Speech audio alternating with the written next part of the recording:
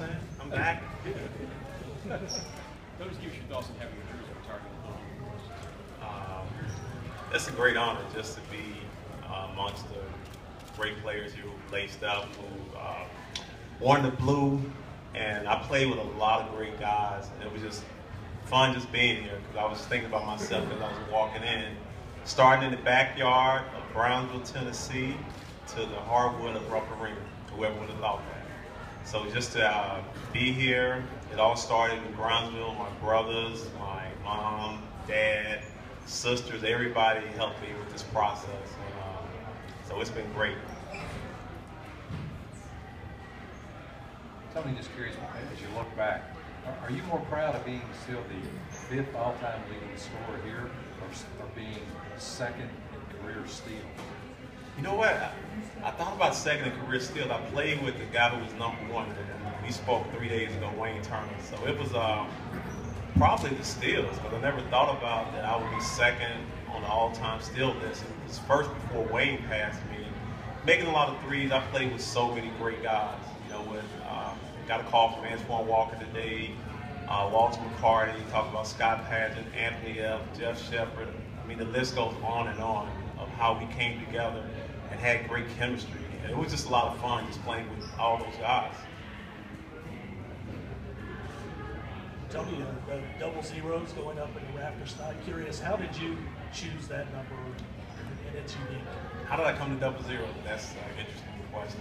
Because I started my sophomore year and my numbers were 20 and 21. And I don't know, I just decided I came down to Atlanta and played with my brother. I live in Atlanta now, so Smyrna, Georgia. But I played that summer with my brother. And I felt like my game had gotten a lot better. So when I got back home, went to my high school coach, and I told him I wanted to wear the number 00. He's like, that's strange. How you go from 2021 to 00. But again, my brother wore it, and I thought I've done a tremendous job just representing his number. And I was hoping that he would be here, but he had some other things to take care of. So that number meant a lot to me in high school, and as well as here at the University of Kentucky. And then getting the chance to wear it on several teams in the NBA. You know, and I played on a lot of teams in the NBA, so I have a lot of 00s.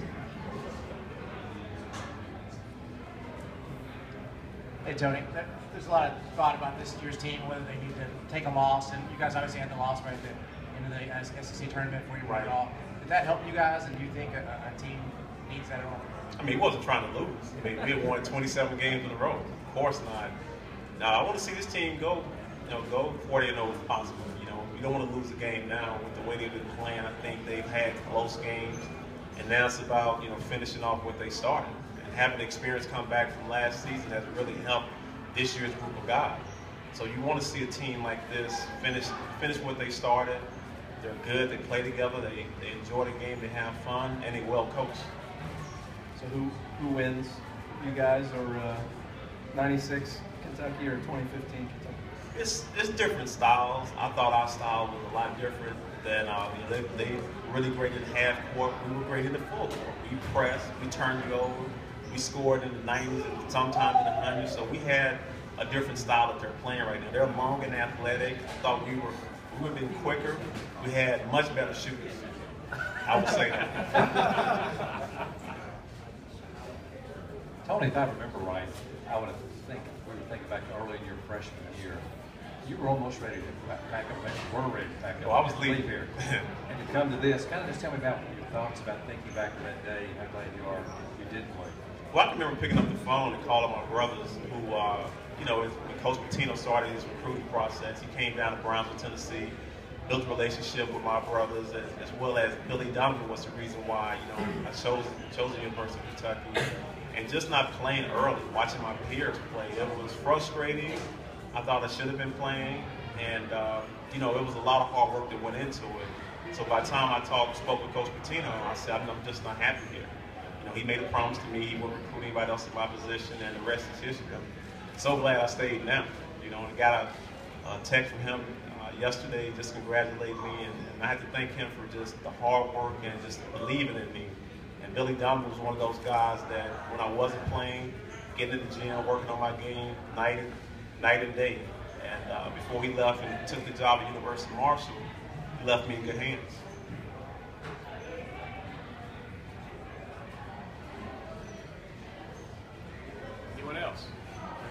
Where's color, man? I can't believe. Where's your mic at? You know? Don't get him started. Oh.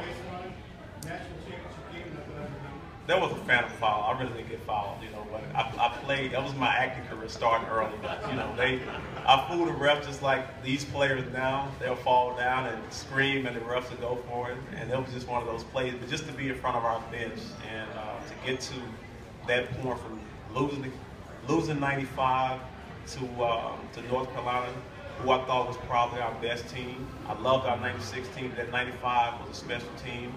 And, you know, just playing with, like I said, Walter McCarty, Antoine Walker, Derek Anderson, Ron Mercer, there were so many great players.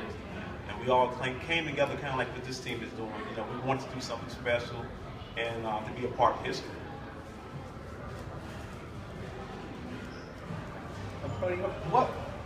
How was the satisfaction like playing at Kentucky versus your years in the NBA, where it's more of a business? And secondly, didn't you once have like 50-some points in an NBA game? I did. I had a 53-point game. Unbelievable. Played with a great point guard, Jason Kidd. Kind of reminds me of Anthony Epps. He took care of all the players, made sure everybody got their shots. Just playing here, it was guys who, we didn't have anything. You know, our common goal was to play, enjoy the game, have fun, and try to be a part of history. Then, like you said, the NBA became a business. Those guys were friends, but we wasn't friends off the court. Here, you know, the dorms and going to movies, bowling alleys, it was just camaraderie. We built a great chemistry here. And to this day, like you said, the guys that I named, Walter McCarty, still good friend Derek Anderson, talked to him, Antoine Walker, Anthony Epps. We still remain friends.